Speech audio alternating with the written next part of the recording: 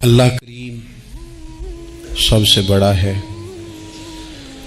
نبی اکرم نور مجسم صلی اللہ تعالی علیہ وسلم اللہ کے محبوب مطلق ہیں۔ ہم اللہ کے بندے ہیں اور رسول کائنات کے غلام ہیں صلی اللہ علیہ وسلم۔ ہمارا ایک بہت بڑا تعارف ہے۔ عباد الرحمن کہا ہے اللہ تعالیٰ نے اپنے بندوں کو، ہمیں کہا ہے کہ تم بہترین امت ہو۔ اللہ کریم نے اعزازات سے نوازا ہے۔ جن لوگوں کے پاس اتنی بڑی نسبتیں ہوں، اتنے بڑے حوالے ہوں، اتنی بڑی طاقتیں ہوں، ان کے پاس ظاہری طور پر اگر لوگوں کا جتھا نہ بھی ہو اور ظاہری طور پر اگر مال و اسباب وقتی طور پر نہ بھی ہوں، اقتدار، عہدہ اور بڑے لمبے چوڑے نعرے ان کے پیچھے نام بھی لگ رہے ہوں، تو یہ بہت بڑا تعارف نہیں کہ اللہ کے بندے ہیں اور رسول کریم کے غلام ہیں؟ اور کیا یہ تعارف جینے کے لیے، زندہ رہنے کے لیے اور گردن اٹھا کر جینے کے لیے بہت بڑا تعارف نہیں؟ باوجود اتنے بڑے تعارف کے اگر کوئی بندہ کمزور باتیں کرے، کچی پکی گفتگو کرے اور وہ اپنے آپ کو بار بار مظلوم ثابت کرنے کی کوشش کرے، وہ بار بار اپنے زخم دکھائے تاکہ وہ قابل رحم قرار پائے، تو یہ باتیں ایک مومن کو، ایک مسلمان کو، اللہ کے ایک بندے کو ذرا زیبا نہیں دیتی، ذرا اچھا نہیں لگتا۔ مسلمان اعصابی طور پر، ذہنی طور پر، نفسیاتی طور پر ایک طاقتور قوم ہے۔ مسلمان وہ قوم ہے جو مرعوب نہیں ہوتی، یہ روب دکھاتی ہے، روب۔ ہم وہ لوگ ہیں کہ جن کے اکابرین سوئے بھی ہوتے تھے، نہ سوئے ہوتے تھے حضرت عمر، لیکن ان کو سوئے ہوئے دیکھ کر بھی لوگ کانپا کرتے تھے، اس لیے کہ شیر تو شیر ہی ہوتا ہے نا، وہ سویا ہو تو پھر بھی شیر ہی۔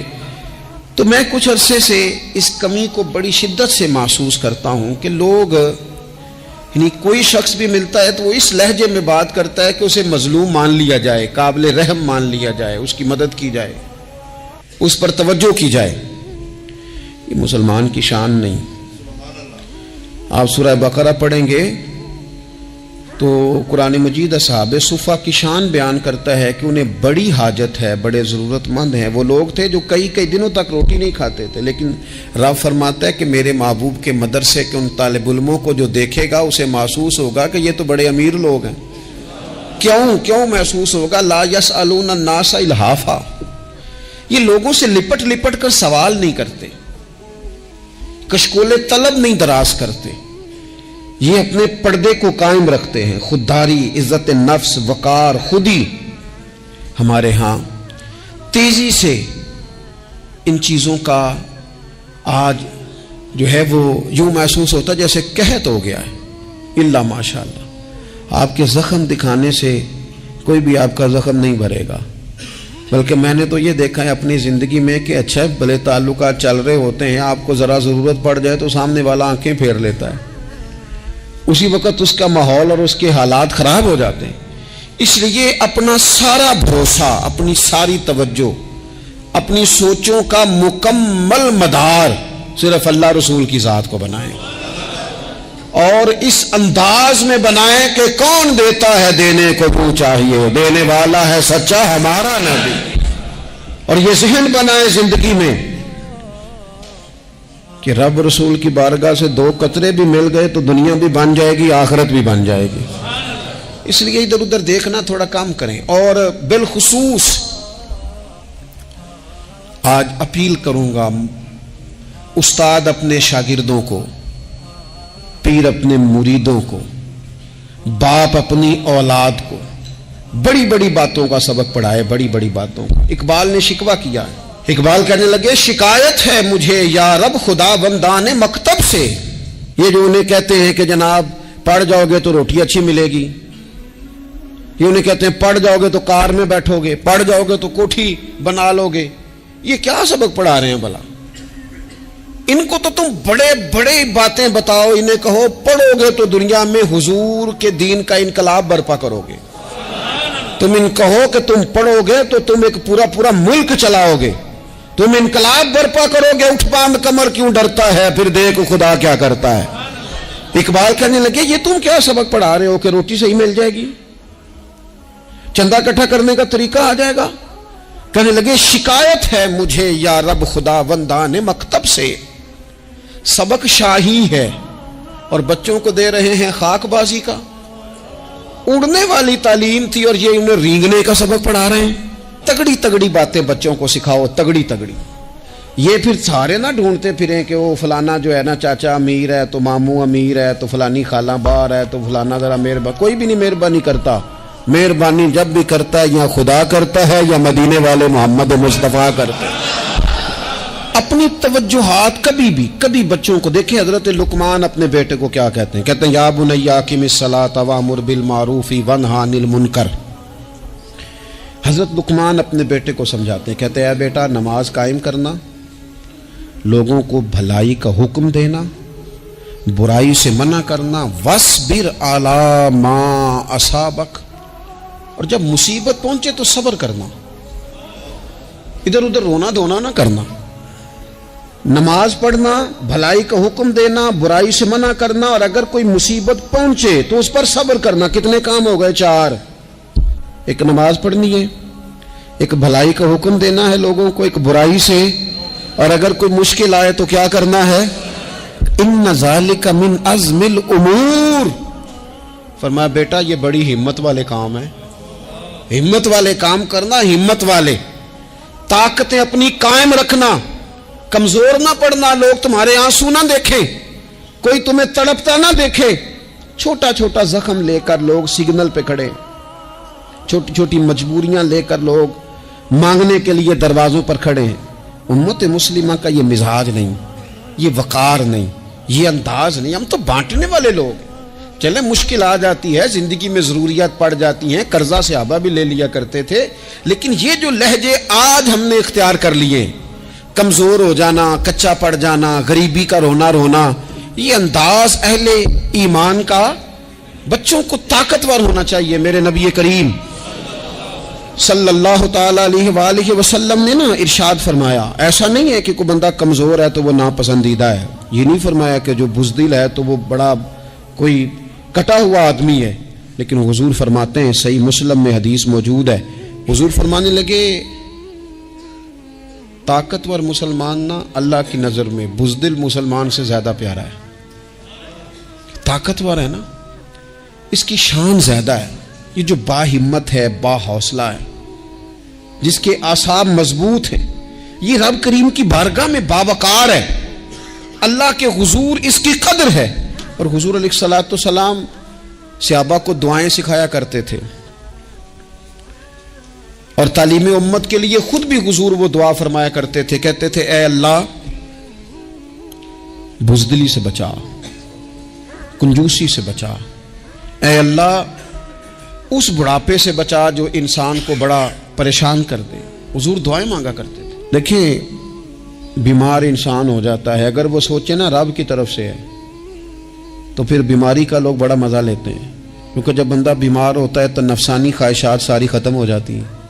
اور میں اکثر دوستوں سے کہتا ہوں کہ بعض چیزیں ایسی ہیں جو وجد میں لے آتی ہیں بندے کو، اگر وہ غور کرے تو۔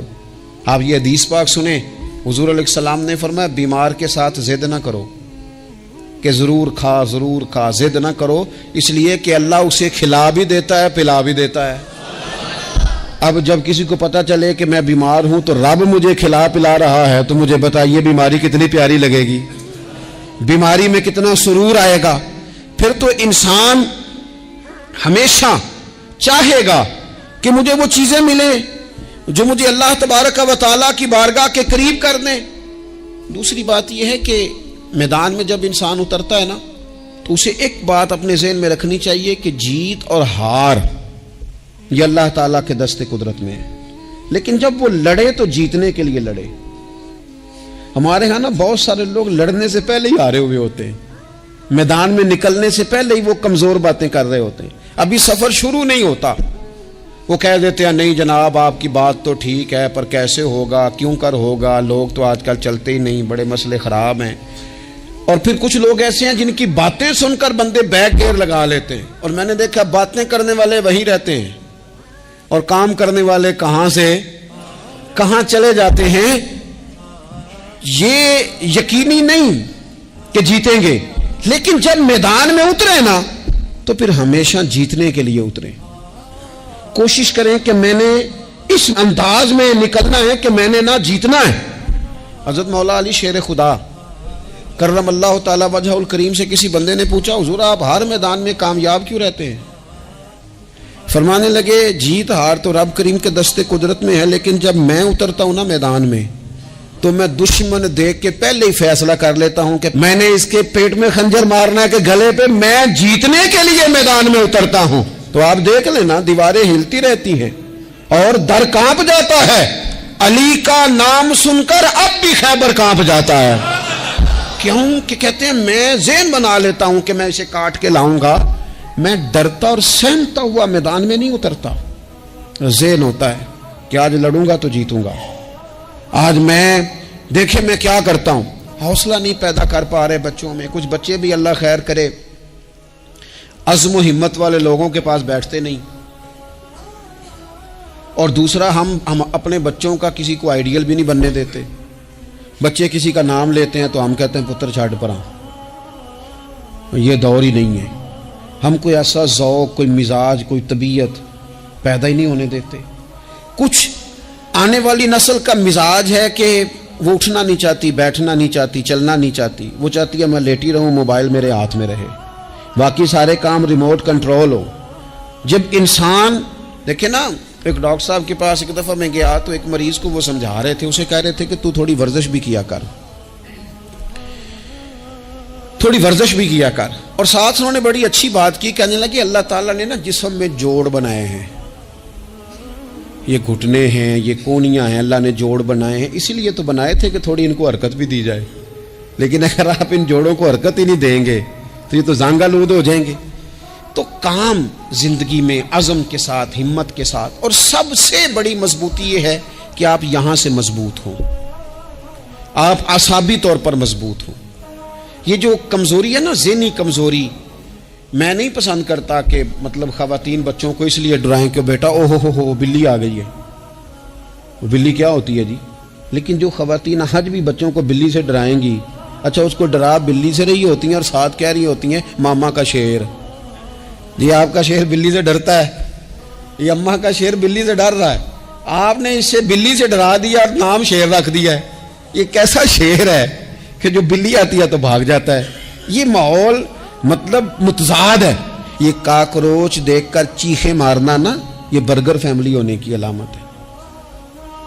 چھپکلی دیکھ کر نا چیخیں مارنا، یہ امیر گھروں کی علامت ہے، پڑھے لکھے لوگوں کی علامت۔ یہ کیا مذاق ہے؟ جو قوم چھپکلی سے ڈرتی ہے، کاکروچ سے ڈرتی ہے، اور جو لوگ کہتے ہیں ہو یہ جناب یہ تو اندر میرے وہ آ گیا ٹوکا تو یہ کھا جائے گا، تو یہ قوم انقلاب برپا کرے گی، یہ میدانوں میں نکلے گی۔ بڑے خوبصورت انداز میں ویڈیو بنا کے تو اس کو شیئر کیا جاتا ہے کہ وہ جی قربانی والے دن بکرا ذبح ہو رہا تھا تو بچہ رو پڑا۔ کیا بات کرتے ہیں آپ؟ یہ جہاد کرے گا بچہ کل کو جو بکرے ذبح ہونے پہ روتا ہے؟ اعصابی مضبوطی، ذہنی طور پر مضبوط کب ہوتی ہے؟ جب انسان اخلاقاً مضبوط ہوتا ہے، اس کی طبیعت وزادار ہوتی ہے، اس کا مزاج اسے مضبوط کرتا ہے۔ آپ ایک حدیث دیکھیں، ترمذی میں موجود ہے، حضور علیہ الصلوۃ والسلام نے فرمایا جب اللہ تعالیٰ نے زمین کو پیدا کیا تو زمین ہلنے لگی، تو اللہ نے پہاڑوں کو میخیں بنا کر، قلعے بنا کر زمین میں لگا دیا تو زمین ٹھہر گئی۔ فرشتے فوراً عرض گزار ہوئے کہ مالک تیری سب سے طاقتور مخلوق یہ پہاڑ ہیں؟ فرمایا نہیں، لوہا جو ہے نا وہ پہاڑوں سے بھی طاقتور ہے، کیونکہ لوہا پہاڑ کو کاٹ دیتا ہے۔ یا اللہ پھر لوہا سب سے طاقتور ہے؟ فرمایا نہیں، آگ اس سے بھی طاقتور ہے۔ کیا آگ سب سے طاقتور ہے؟ تو فرمایا نہیں، پانی بھی ہے۔ کیا پانی طاقتور ہے؟ فرمایا ہوا بھی ہے، جو پانی کا رخ پھیر دیتی ہے۔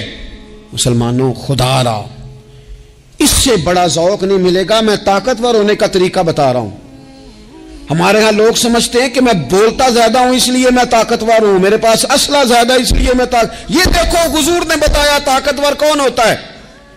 یا رسول اللہ پتھر پہاڑ طاقتور ہیں؟ تو فرمایا نہیں، ان پر تو لوہا ہے، لوہا طاقتور ہے، نہیں اس پر تو آگ ہے، آگ طاقتور ہے، نہیں اس پر تو پانی ہے، پانی طاقتور، اس پر تو ہوا ہے۔ تو حضور پھر مہربانی کریں بتائیں طاقتور کون ہے؟ تو یہ دیکھو نا، یہ یاد رکھو نا، یہ کائنات کے سب سے بڑے حکمت والے محبوب کی بات یاد رکھو نا۔ حضور فرمانے لگے سب سے زیادہ طاقتور وہ مومن ہے جو سیدھے ہاتھ سے صدقہ دیتا ہے اور دوسرے کو پتہ بھی نہیں لگنے دیتا۔ اس ہاتھ سے صدقہ دیا اور اس ہاتھ کو پتہ، جس میں یہ اخلاقی طاقت آ جائے نا کہ اللہ کے راستے میں دے کر پھر اسے چھپانا آ جائے، وہ بڑا طاقتور آدمی ہے۔ میں یہ سب سے بڑا طاقتور ہے جس نے اپنے رب سے راز نیاز شروع کر لیے، اللہ کے راستے میں دیتا ہے پھر کسی کو خبر۔ یہ کون سی طاقت ہے؟ یہ روحانی طاقت ہے، یہ اخلاقی طاقت ہے، یہ کردار کی طاقت، یہ سوچوں کی طاقت ہے، یہ آپ کے مزاج کے بلند ہونے کی طاقت ہے۔ لیکن اگر مسجد میں ٹائلیں لگوا کر بھی ایک ٹائل پہ نام لکھوا لیا ہے، اگر کہیں تعاون کر کے بھی کہا میرا ذکر کرو، کوئی خدمت کر کے کہا میرا نام لو، پھر آپ کمزور ہیں، پھر آپ طاقتور نہیں ہیں، پھر آپ نے بزدلوں جیسا کام کیا، پھر آپ نے وہ رنگ اختیار کیا ہے جو شاید آپ کو ذہنی طور پر بڑی کوفت میں مبتلا کر دے۔ تو اعصابی طاقت، اعصابی قوت، آپ دیکھیں حضرت صدیق اکبر رضی اللہ تعالیٰ عنہ، حضور نے تربیت کی تھی نا۔ میں ذمہ داری سے کہتا ہوں کہ تعصب کی اینک نہ کسی نے پہنی ہو، ورنہ کائنات میں عشق کی داستان ختم ہو جاتی ہے جناب صدیق اکبر پر۔ جو پیار انہوں نے مدینے والے محبوب سے کیا ہے کوئی کر ہی نہیں سکتا۔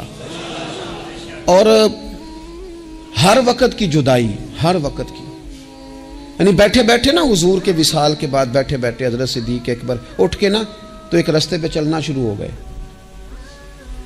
کسی نے پوچھا ابو بکر کہاں جا رہے ہو؟ کہنے لگے یار ایک دن نا محبوب 2-3 دن کے لیے کہیں گئے تھے، اس رستے واپس آئے تھے، جنہاں دے دل بر جانی وچھڑن کون روے پھر تھوڑا، اے سب روگاں دا روگ محمد جس دا نام وچھوڑا۔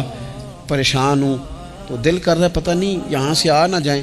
اتنا زیادہ محبوب کی غلامی اور نبی پاک کی محبت کا ذوق، لیکن اعصابی طور پر مضبوط کتنے تھے؟ حضور کے وصال کے بعد جس بندے نے اپنے پروں کے نیچے پوری امت کو سنبھال لیا ہے نا، اس کا نام بھی ابو بکر صدیق ہی ہے۔ ایسے ایسے سنبھال لیا، سب سنبھال، دکھ سب سے زیادہ لیکن سنبھالا۔ کوئی زکوٰۃ کا منکر پیدا ہو رہا ہے، کوئی ختم نبوت پہ حملہ کر رہا ہے، کوئی کچھ ہو رہا ہے، کوئی کچھ ہو رہا ہے، ابو بکر صدیق نے فرمایا سارے لشکر روانہ کرو، جہاں جہاں حضور نے فرمایا تھا جہاد کرو۔ فرمایا جو ایک رسی بھی زکوٰۃ کی نہیں دے گا وصول کریں گے۔ لوگوں نے کہا حضور حالات بڑے اور طرح کے ہیں، کیسے کام چلے گا؟ حضرت عمر جیسے دلیر بندے بھی کہنے لگے جناب یہ نظام کیسے چلے گا؟ تو ابو بکر صدیق فرمانے لگے عمر تجھے تیری ماں روئے، تو بڑے مضبوط مزاج کا تھا، یہ مجھے کیا پیغام دے رہا ہے؟ فرمایا عمر یاد رکھ اگر میں مدینہ منورہ میں اکیلا بھی رہ گیا اور جنگل کے درندے میرا آ کے گوشت بھی نوچ کے لے گئے تو پھر بھی میں ان اصولوں پر کھڑا رہوں گا جن اصولوں پر مدینے والے رسول نے مجھے کھڑا کیا ہے۔ ذرا گنجائش نہیں۔ ہم یہاں سے مضبوط لوگ ہیں، یہاں سے ذہنی بلندی، ذہنی پختگی، یہ حسن ہے زندگی کا۔ یہ کیا بات ہوئی؟ پرسوں فیصلہ کوئی اور تھا، سویرے پروگرام کوئی اور بن گیا، کل فلانے کا مرید تھا آج مجھے فیض نہیں ملا ادھر جا رہا ہوں، پرسوں فلانے کو استاد بنا بیٹھا تھا آج میرا پروگرام بدل گیا ہے، کل میری سوچیں اور تھیں آج میری سوچیں اور ہیں۔ جو قوم ساری زندگی تعین ہی نہ کرے وہ کام کیسے کرے گی؟ جو رستے کا آغاز ہی نہ کرے وہ منزل پر کیسے پہنچے گی؟ تو کمزور باتوں سے نکلیں، بزدلانہ سوچوں سے باہر آئیں، طے کریں زندگی میں یہ کچھ ہم نے کرنا ہے۔ میں نے کہا ہے نکلیں میدان میں جیتنے کے لیے، پھر رب کی مرضی ہے، پھر اللہ کی مرضی ہے۔ ساری زندگی صحابہ پر قرض رہا، قرضے بھی رہے، خدمتیں بھی ہوتی رہیں، جہاد بھی ہوتے رہے، ڈیوٹیاں بھی ہوتی رہیں، سارے کام ہی ہوتے رہے۔ ہمارا یہ مزاج ہے، ایک دو کھا گیا ہے ساری خوشیاں ہی گئیں، بس سارا کچھ ختم کر بیٹھتے ہیں. تو تھوڑی سی نا مضبوط دیکھیں. اچھا یہ حضرت ابو بکر کا حال ہے تو جناب عمر کی کیفیت کیا ہے؟ کلمہ پڑھتے ہی حضرت عمر نے فرمایا یا رسول اللہ جب آپ سچے، قرآن سچا، اسلام سچا، تو چھپ کے نماز پڑھنے کا کیا مطلب ہے؟ فرمایا ابھی تعداد ہی کوئی نہیں، 40 تو مسلمان ہیں. عرض کی حضور مہربانی کریں نا، آپ صرف اجازت دیں. 20 لوگوں کی صفیں بنا دی گئیں. ایک صف کے آگے حضرت عمر ہیں، ایک صف کے آگے حضرت امیر حمزہ ہیں. جناب عمر کہنے لگے چونکہ آپ اللہ کے رسول ہیں تو لہذا نماز بھی آج اللہ کے گھر میں پڑھی جائے گی. تو حضرت عمر بیت اللہ شریف کے بیچ کھڑے ہو کے نعرہ لگاتے ہیں، فرماتے ہیں میں عمر ہوں، تم مجھے بھی جانتے ہو، میرے باپ کو بھی جانتے ہو، تم میرا قبیلہ بھی جانتے ہو، میں نے پڑھ لیا ہے محبوب کا کلمہ. اب جس نے بچے یتیم کرانے ہو اور اپنی بیوی بیوہ کرانی ہو وہ آئے اور مجھے روکے. یہ محبوب اللہ کے ہیں اور گھر بھی اللہ کا ہے، تو نماز بھی آج اللہ کے گھر میں پڑھی جائے گی. جب تک انسان یہاں سے طاقتور نہیں ہوتا. پھر بات آئی سیدنا عثمان غنی کی. میں پہلا وہاں اونا رنداں تو جنہیں کھلی بغاوت کی تھی، ہے پورا قبیلہ اور طرف ہے. عثمان تیرے گھر میں مال ہے، دولت ہے، وزاداری ہے، لوگ سارے کیا کریں گے؟ والد مخالف، چچا مخالف. حضرت عثمان غنی جیسے آدمی کو پکڑ کے باندھ دیا گیا گھر میں. پر عثمان غنی کہنے لگے میں ان بزدلوں میں سے نہیں ہوں جو محبت بھی کریں اور اظہار بھی نہ کر سکیں، جو دعویٰ بھی کریں اور پھر ان کے اندر طاقت اظہار بھی نہ ہو. فرمایا تم جتنا باندھ سکتے ہو باندھ لو، تم اپنی دولتیں، حکومتیں اور اپنا جاہ و جلال سنبھال کے رکھو، ہم نے تو غلامی کا فیصلہ کر لیا ہے. اور پھر کی غلامی انہوں نے. اور جہاں تک بات ہے شیر خدا حضرت علی المرتضیٰ کی، حضرت علی المرتضیٰ شیر خدا کا تو یہ حال تھا کہ ساری زندگی میدان میں رہے. ایک دن حضور نے صرف فرمایا کہ آج آپ کو نہیں لے کے جانا، آپ تھوڑا نا میرے نائب بن کر، حضور کسی نہ کسی کو نائب بنا کے مدینے میں چھوڑ کے جائے. ایک دن صرف کہا نہیں لے کے جانا. تو حضرت مولا علی رونے لگے، کہنے لگے حضور میں بچوں کے بیچ رہوں، عورتوں کے بیچ رہوں، میری تلوار کو زنگ لگ جائے گا. حضور مجھے تو گھوڑے پہ بیٹھنا پسند ہے. اچھا میں آپ کو ایک اور بات بھی عرض کروں، پہلے بھی میں نے کہا تھا پھر کہتا ہوں، کچھ لوگ پڑھے لکھے ہوتے ہیں بہادر نہیں ہوتے. حضرت علی کے علم کا بھی کمال عروج پہ اور بہادری بھی پورے عروج پہ. زندگی نا بہادر لوگوں کی ہوتی ہے. یہ شہاب الدین غوری لیٹے ہیں یہاں سوابا میں. تو کسی نے پوچھا ان سے کہ یار آپ کہاں رہتے ہیں؟ کہنے لگے میں گھوڑے کی پشت پہ ہوتا ہوں. ہمارے بچے بڑی سونی فوٹو بناتے ہیں. ان سے پوچھیں آج کل آپ کیا کرتے ہیں؟ تو کہتے ہیں موبائل چلاتے ہیں. آپ کیا کرتے ہیں؟ فوٹو کھینچتے ہیں. آپ کیا کرتے ہیں؟ کہتے ہیں وہ نا مجھے ایسا عجیب مسئلہ ہے موبائل کا کہ بچوں کی نا مطلب میں کئی دفعہ سوچتا ہوں کہ اگر انہیں کچھ 4 گھنٹے موبائل سے علیحدہ رہنا پڑا نا تو ہو سکتا ہے کہ ان کو ڈاکٹر کو بھی دکھانا پڑ جائے، اتنی کو بری حالت ہو گئی. مجھے ڈھیر سارے دوست کہتے ہیں جی آپ ٹیلی فون پہ ملتے نہیں. میں نے کہا میں پہلے ملا کرتا تھا جب تک لوگوں کی جیب میں موبائل تھا. جب سے لوگوں نے ہاتھ میں پکڑ لیا نا تو پھر تو ایک دن میں 100 نمبر ملتا ہے. تو پھر آپ کیسے موبائل پہ رہیں گے؟ پھر تو ایک ہی کام ہے، یا فون سنیں گے یا کوئی اور کام کریں گے. تو تھوڑی سی ہمت والی زندگی گزاریں. بزدلانہ باتیں، کمزور باتیں ہمارے بچوں کو بھی کمزور کر دیں گی. یہ کچھ نہیں کر سکیں گے. حضرت سیدنا عبداللہ بن زبیر رضی اللہ تعالیٰ عنہ یہ مدینہ منورہ میں پیدا ہونے والے سب سے پہلے بچے ہیں. حضرت سیدنا ابو بکر صدیق رضی اللہ تعالیٰ عنہ کے نواسے ہیں.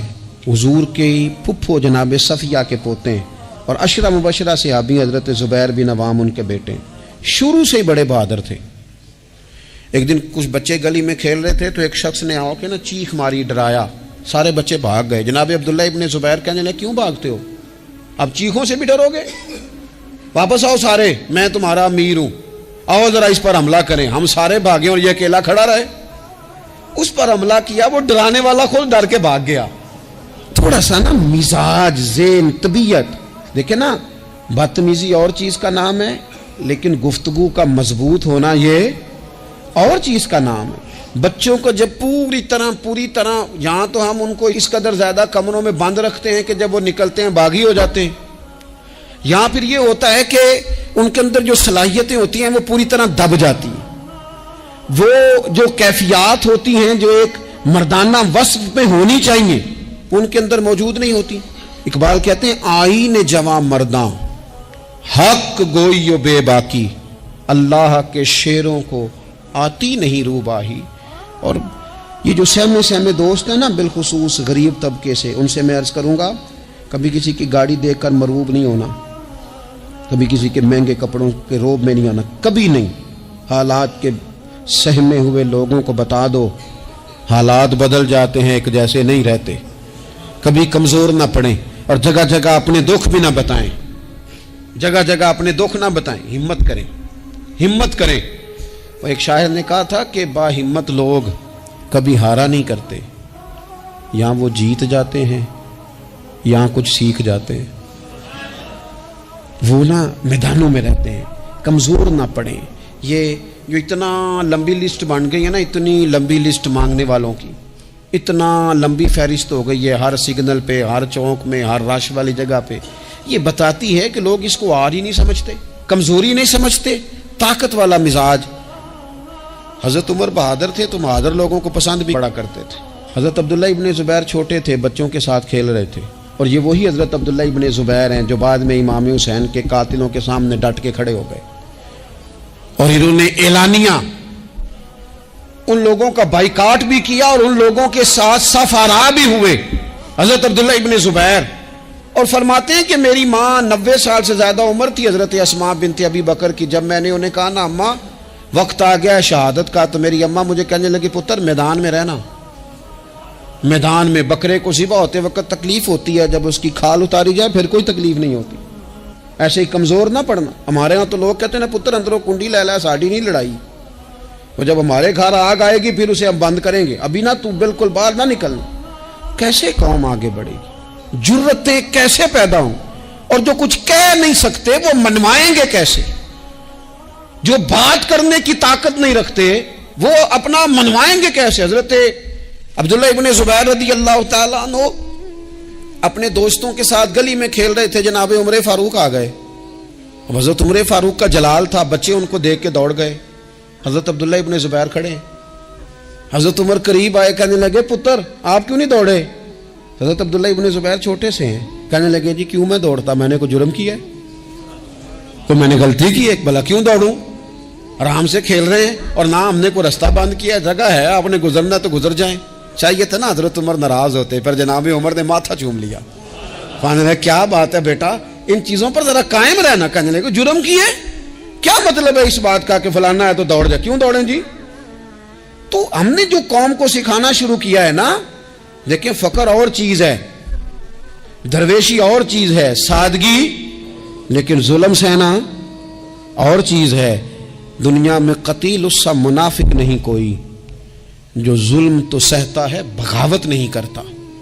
اپنی زندگی میں عزم کو، ہمت کو، نظریے کو بلند کریں، مظلومانہ مزاج نہ پیدا کریں، بلا وجہ دکھ سنا کے اپنے آپ کو کمزور نہ کریں.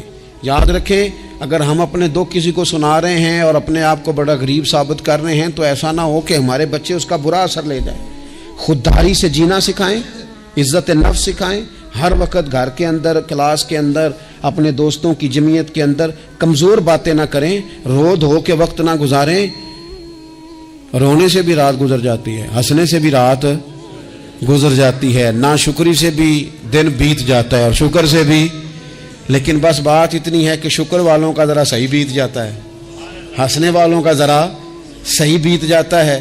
زندگی میں عزم کے ساتھ، ہمت کے ساتھ لوگ جس حال میں مرنے کی دعا کرتے ہیں، معاذ اللہ، لوگ جس حال میں مرنے کی دعا کرتے ہیں، ہم نے اس حال میں جینے کی قسم کھائی ہے. اللہ تعالی ہمیں سمجھنے کی توفیق عطا کرے. آخر دعوانا ان الحمدللہ رب العالمین. عشق اللہ وچ ہو مستانہ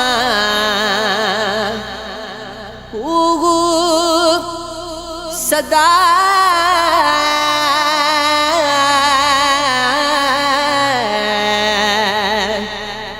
علام